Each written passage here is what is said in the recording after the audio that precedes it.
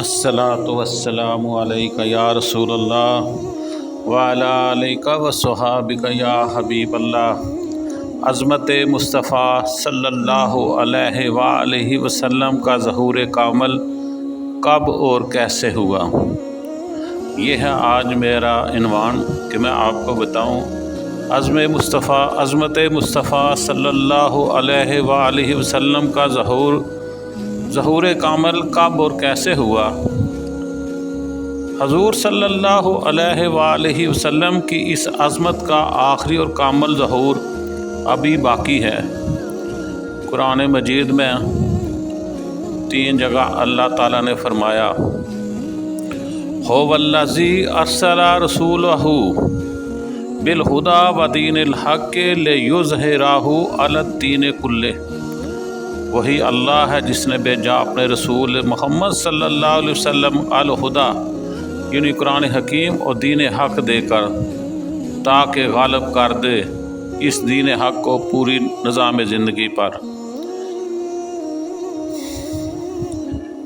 मज़कूरा बाला आयात की रूह से बेइज्जत मोहम्मदी का मकसद गलबा दीन है, जबकि बेइज्जत मोहम्मदी तमाम नौ इंसानी के लिए है। ये मज़मून कुरान मजीद में मुख्तलिफ़ अल्फाज में 5 मरतबा आया है, लेकिन इस ज़मन में अहम तरीन आयत ये है, वमा अरसलनाका इल्ला काफ़तन लिन्नासि बशीरन व नज़ीरा।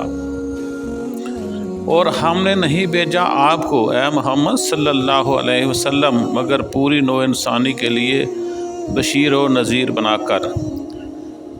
इस सूरह कुबरा को जोड़ लीजिए तो नतीजा ये निकलता है कि बिस्सत मोहम्मदी सल्लल्लाहु अलैहि वसल्लम का मकसद बा तमाम व कमाल सिर्फ़ इस वक्त पूरा होगा जब कुल रूए अर्ज़ पर और पूरे आलम इंसानियत पर अल्लाह का दीन गालिब होगा। शायर कहता है, वक्त फ़ुर्सत है कहाँ काम अभी बाकी है, वक्त फ़ुर्सत है कहाँ काम अभी बाकी है, नूरे तौहीद का एहतमाम अभी बाकी है। हदीस नबवी सल्लल्लाहु अलैहि वसल्लम में क़यामत से कबल आलमी गलबा इस्लाम की सरीहन पशीन गोई मौजूद है। मोहम्मद अरबी सल्लल्लाहु अलैहि वसल्लम ने ख़बर दी है कि क़यामत से कबल कुल रूह अर्ज़ी पर निज़ाम खिलाफत कायम होगा। हमें यकीन है कि वो दौर लाजम आएगा और उस वक़्त असल में रसूलुल्लाह सल्लल्लाहु अलैहि वसल्लम की बेइज्जत का मकसद बा तमाम व कमाल पूरा होगा।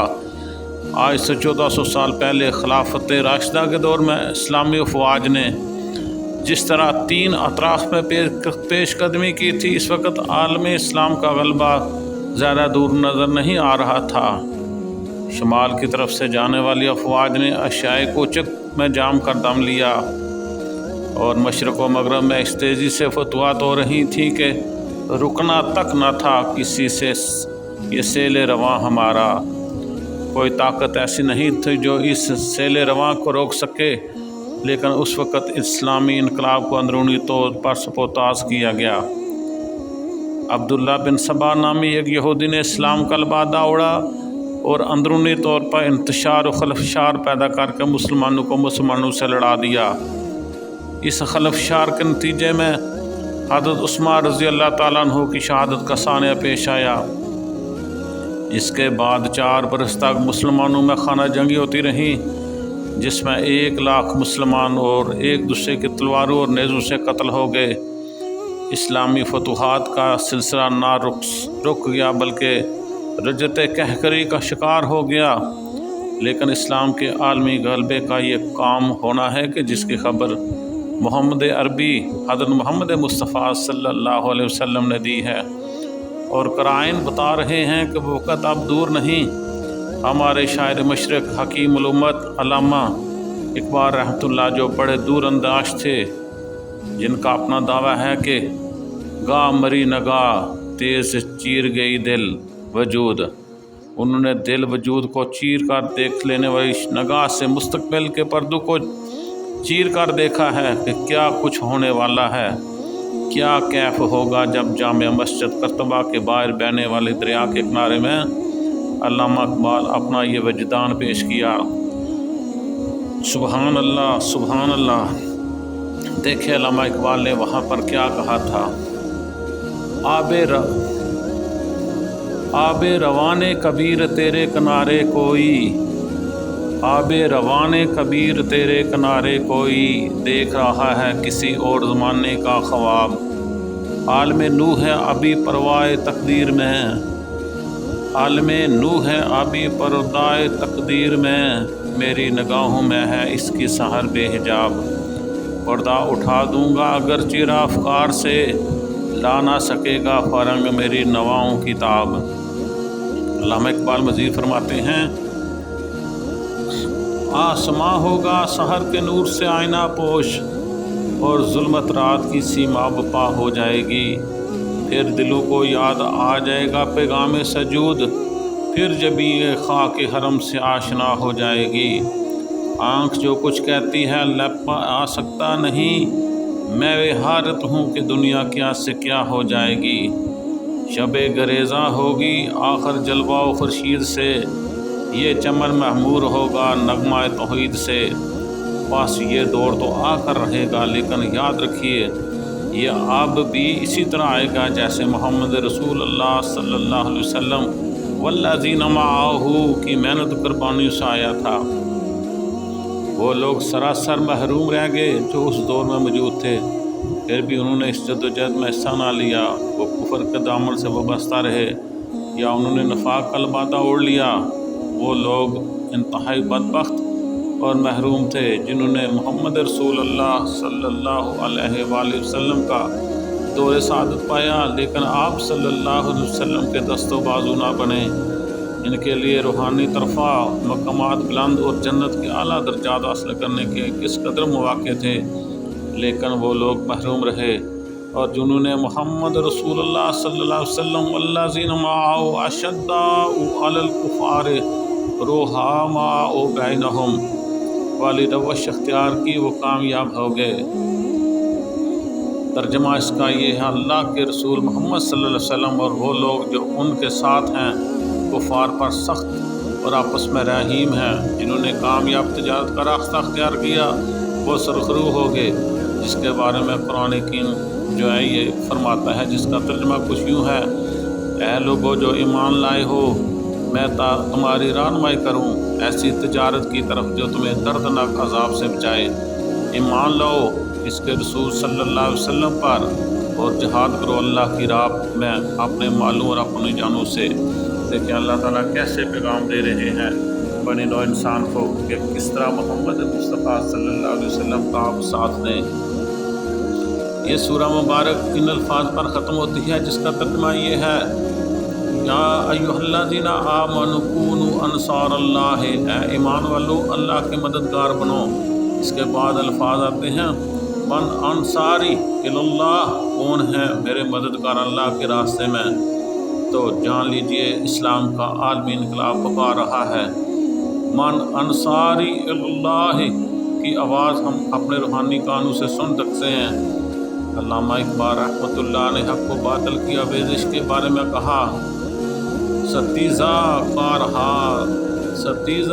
رہا ہے ازل سے تا امروز، چراغ مصطفیٰ سے شرار قلوبی، حق و باطل کی جنگ ختم نہیں ہوئی بلکہ نئی شان اور نئی ہیبت کے ساتھ آنے والی ہے۔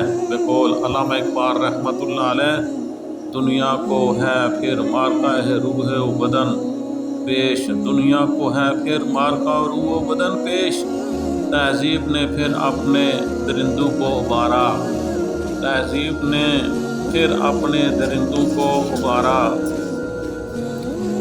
اللہ کو پامردی مومن پہ بھروسہ، اللہ کو پامردی مومن پہ بھروسہ، ابلیس کو یورپ کی مشینوں کا سہارا، ابلیس کو یورپ کی مشینوں کا سہارا۔ قرآن کے الفاظ میں باس شدید اور حدیث نبوی کے الفاظ میں الملہمات العظم، عنقریب آنے والی ہیں، یہ زیادہ دور نہیں ہیں۔ اس مار کا حق و باطل کے خون و انصار اللہ کا سنائی دے رہی ہے۔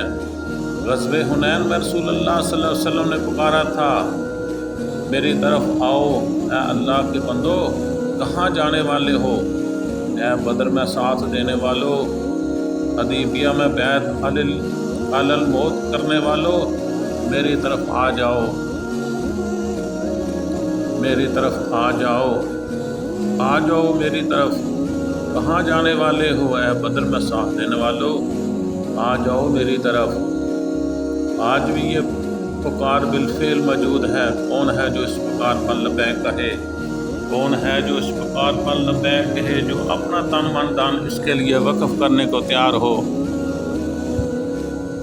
یہ ہے محمد رسول اللہ صلی اللہ علیہ وسلم کا ساتھ ہمارا عملی تعلق۔ یہ حب رسول کا تقاضا ہے کہ عید میلاد کی محفلیں اور جلوس نکالنا حب رسول کا تقاضا ہے۔ حب رسول کا تقاضا یہ بھی ہے کہ آپ صلی اللہ علیہ وسلم کے مشن کی تکمیل کے لیے تن من دن ایک کر دیا جائے۔ حب رسول کے تقاضے کو ابو بکر صدیق رضی اللہ تعالیٰ عنہ نے سمجھا، انہوں نے اپنا سب کچھ نثار کر دیا۔ ایک وقت میں گھر میں جھاڑو پھیر کر سارا مال حضور صلی اللہ علیہ وسلم کی خدمت میں پیش کر دیا، اور جب ان سے اس کے بارے میں پوچھا گیا تو فرمایا تھا، میں گھر میں اللہ اور اس کے رسول کا نام چھوڑ آیا ہوں۔ اللہ اور اس کے رسول سے محبت کرنے والے تو وہ تھے۔ محفلیں منعقد کر لینا، کھڑے ہو کر سلام پڑھ لینا یا جلوس نکال لینا حب رسول نہیں ہے۔ حب رسول تو یہ ہے کہ خلافت اعلیٰ کے قیام کی جدوجہد میں جان و مال و وقت کھپا دیا جائے۔ اس ضمن میں آپ اپنا بنیادی رول ادا کر سکتے ہیں۔ اسلام کا عالمی غلبہ اور نظام خلافت کا قیام ایک شدنی امر ہے اور اٹل حقیقت ہے، اس میں شک و شبہ کی کوئی گنجائش نہیں۔ ہاں، فرق صرف اس میں واقع ہوگا کون درجات عالیہ کے حصول کے لیے سنہری موقع سے فائدہ اٹھاتا ہے، کون ہے اپنے آپ کو محرومین کی فہرست میں رکھتا ہے۔ اللہ تعالیٰ مجھے اور آپ کو اس کی توفیق دے کہ ہم اس کشاکش خیر و شر اور روح و بدن کے درمیان جو معرکہ درپیش ہے، اس کا ایک پھر کلائمیکس جو آنے والا ہے، اس میں حق کے سپاہی اور اللہ کے دین کے خادم بن کر قرآن حکیم کی ان الفاظ کی عملی تصویر بنائیں۔ ان صلاتی و نسکی و محیائی و مماتی للہ رب العالمین، بے شک میری نماز، میری قربانی، میرا جینا، میرا مرنا اللہ کے لیے ہے جو تمام جہانوں کا رب ہے۔ اس کے لیے عزم مصمم اور فیصلہ کریں کہ ہم اس جدوجہد میں اپنے آپ کو ہمتاً جھونک دیں گے۔ آمین۔ اللہ تعالیٰ ہماری اس دعا کو قبول فرمائے اور اسلام کے ساتھ کھڑا ہونے کی ہمیں توفیق عطا فرمائے۔ آمین ثم آمین۔